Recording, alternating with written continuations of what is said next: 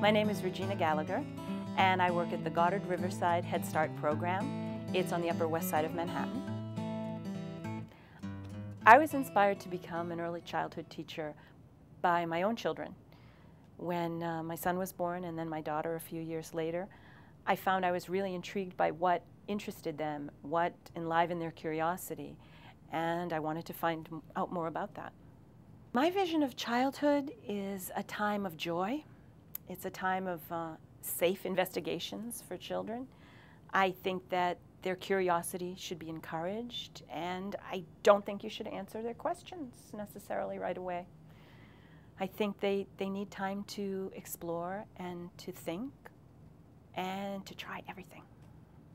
When I hear the words quality or excellence in childhood education, I think of a room where I see grown-ups, whether they're teachers or parents or volunteers, interacting with children, talking with children, really listening to children, and reading with children. I think those are the qualities that make a room come alive. I think that for teachers to be able to really have positive interactions with children, they need a great deal of empathy. I've learned over the years that kids, if they're upset about something, there's a real reason. And if you trust your kids, you'll get to learn that they really do know why they feel the way they do. And so if you can sort of listen to your children and really hear them and respond, I think that's the most important quality in an early childhood teacher. When I plan for my classroom, I have 2 assistant teachers who are wonderful, and they're involved in it. I also frequently have student teachers in my room. And everyone meets once a week, and we discuss what we're looking at, what the kids are getting from the Museum of Natural History, because we want to incorporate that into whatever the plan is for the week or for the month. Maybe the best way would be to describe something we did. So we were talking about plants and seeds, and we wondered how would we want the kids to be thinking about seeds and growth.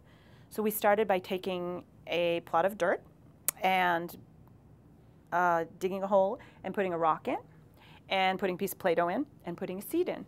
And then we had the kids vote, and they came up and voted on which one they thought would grow.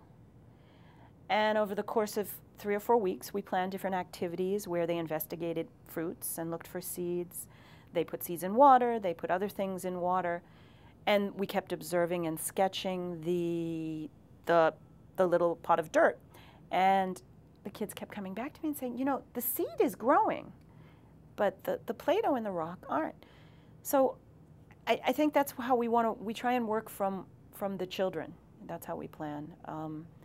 It doesn't make much sense for me to tell 3- and 4-year-old children that seeds grow when it can be something that they can discover on their own.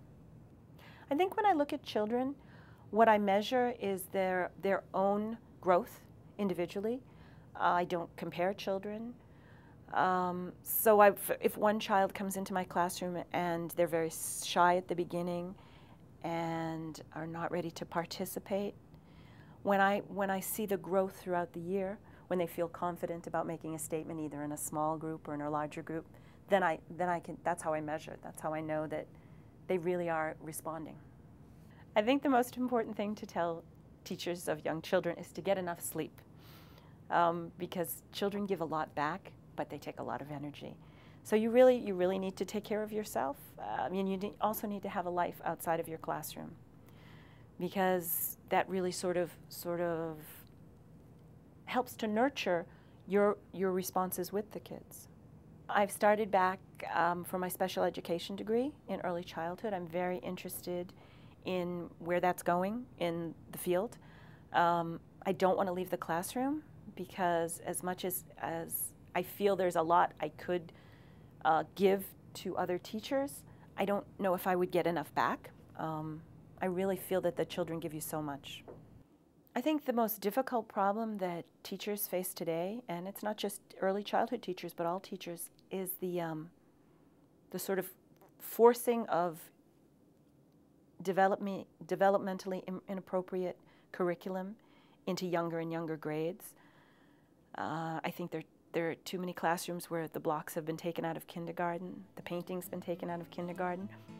And I think that the sort of educational system right now is not understanding that you have to walk before you can run, and you have to crawl before you can walk.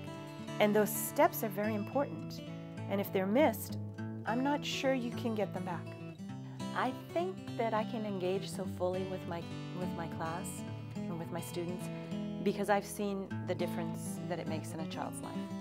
I see my 4-year-old walk out into the world, into kindergarten, very confident because they've sort of taken over ownership of their own learning. And that's enough for me.